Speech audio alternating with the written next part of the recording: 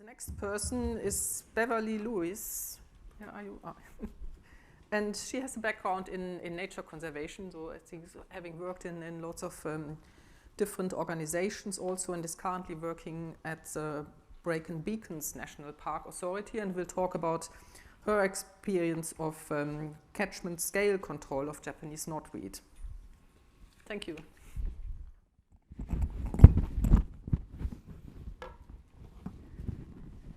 Good morning, Borodar Pau.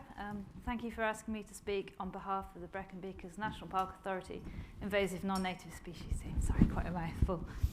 There are two of us that work on the invasive non-native species team. I started in 2018 and my colleague David German started in 2019. Both of us came from a charitable trust background, and IN's work was new to both of us, so it was a good challenge.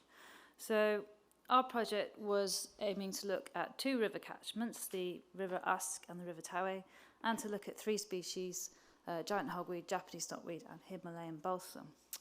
Today I'm just going to talk to you about one of those species and generally one of those catchments, and that's Japanese knotweed on the River Usk. So to give you some context, there are 15 national parks within the UK. You've got 10 in England, 3 in Wales currently, and 2 in Scotland. So the Brecon Beacons Authority was established in 1957, and as you can see, we cover 520 square miles and 7 counties, and we've got important designations such as UNESCO Geopark and Dark Sky Reserve. I think most of you might have know it better for climbing up Pen y Fan, which is the highest peak in southern Britain. So as you can see from the second map down here, if I can get the laser to work, a lot of it is uplands. These dark areas are uplands, so it's quite an upland-focused national park.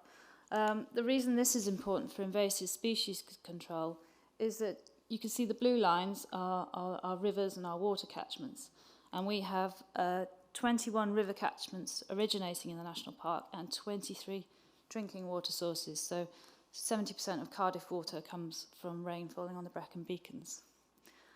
So the advantage this has is that we can work strategically from the top of the catchment downwards, and quite often we have to turn people away lower down the catchment and say no, we're trying to focus on working top of the catchment downstream so that we're not wasting our time by reinfestation coming back down the catchment.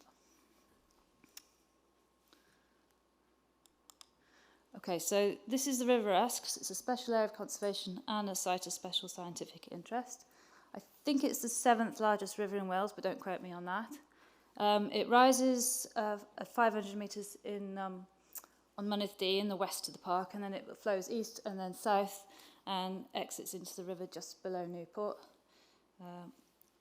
It's not all within the national park, so our boundary sort of finishes here just before Abergavenny. I should say thank you NRW for lending me the map.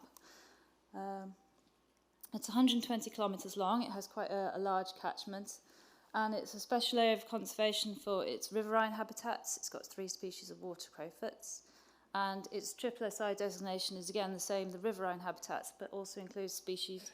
There's 3 types of lamprey, the thwaite shad, bullhead and the otter, so ecologically it's quite an important river.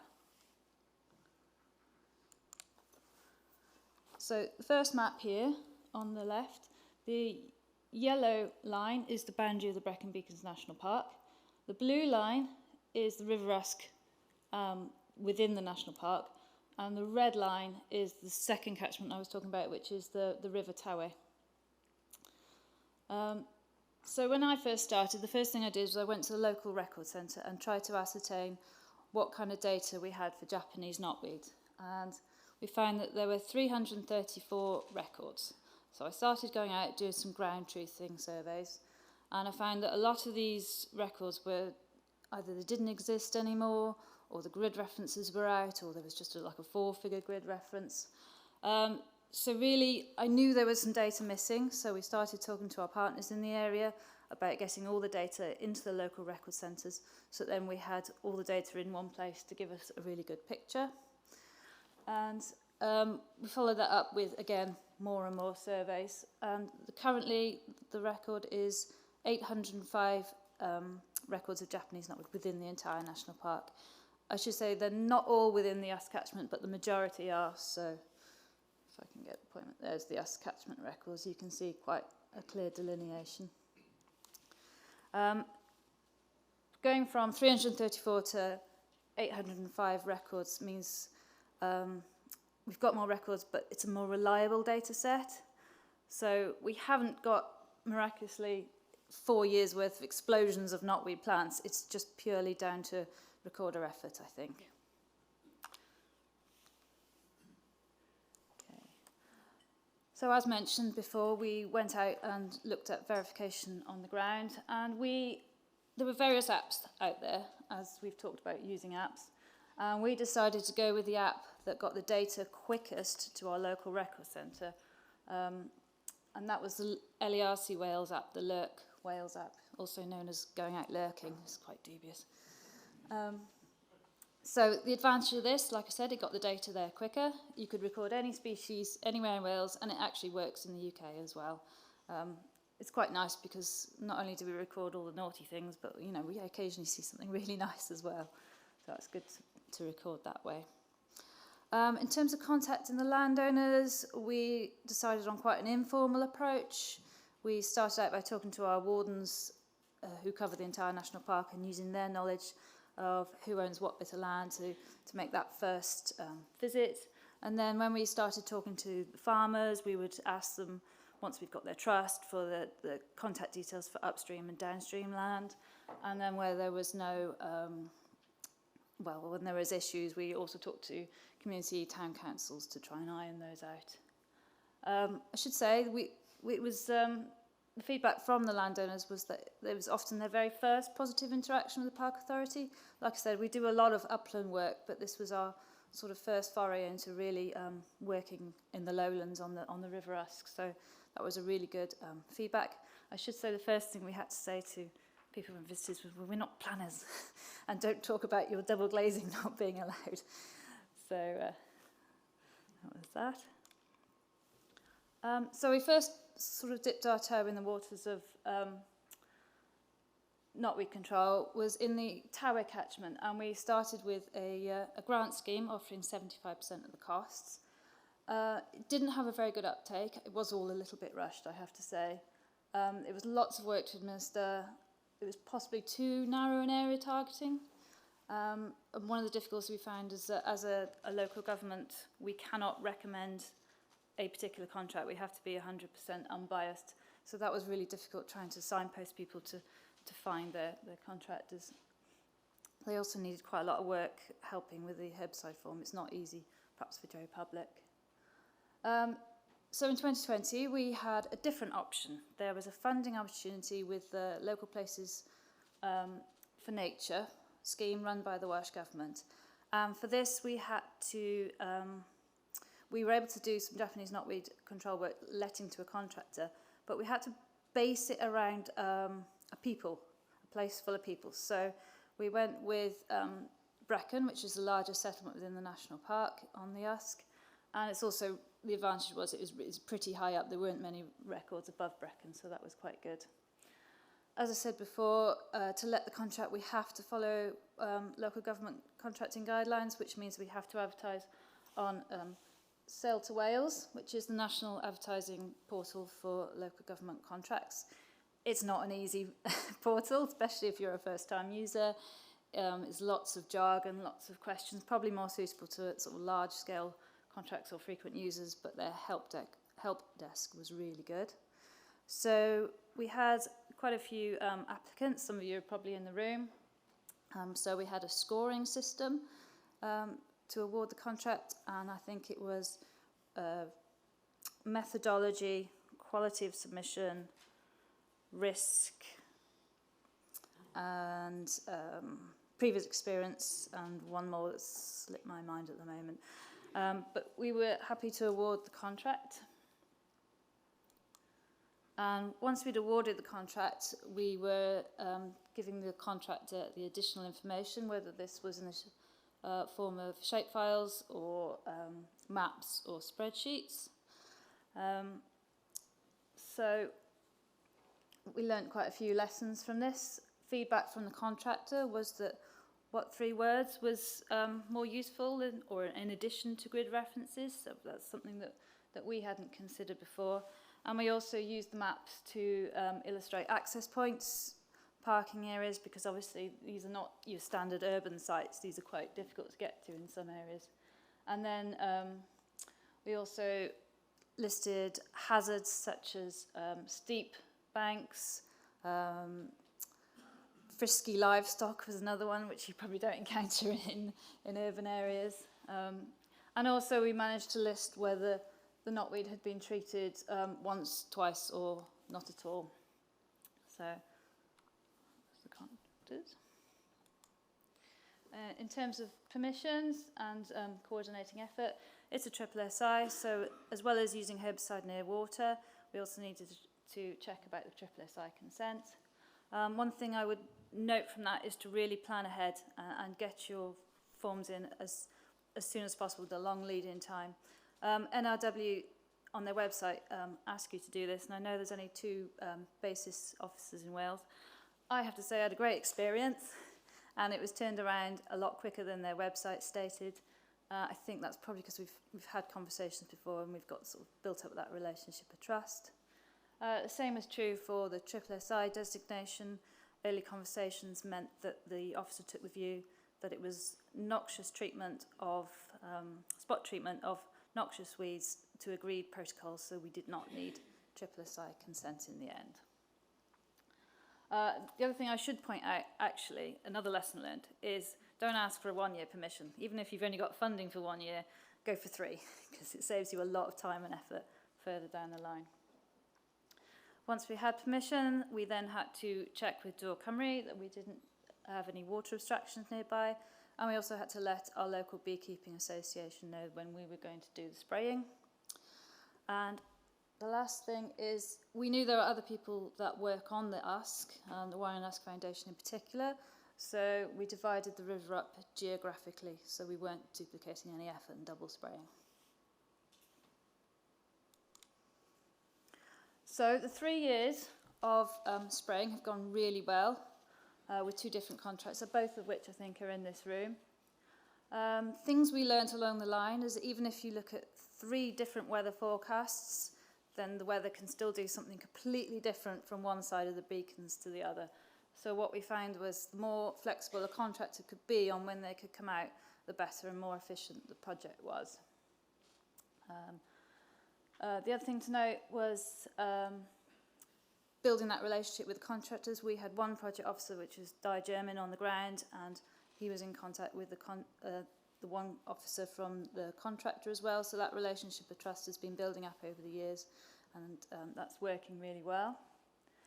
Other things to note is that when we needed to access large estates, we needed to build in more time to get the land agents to contact the tenants, to explain situations so that tenants were then happy to pass on their details for us to contact them directly. So there is a little bit of time needed for going in there.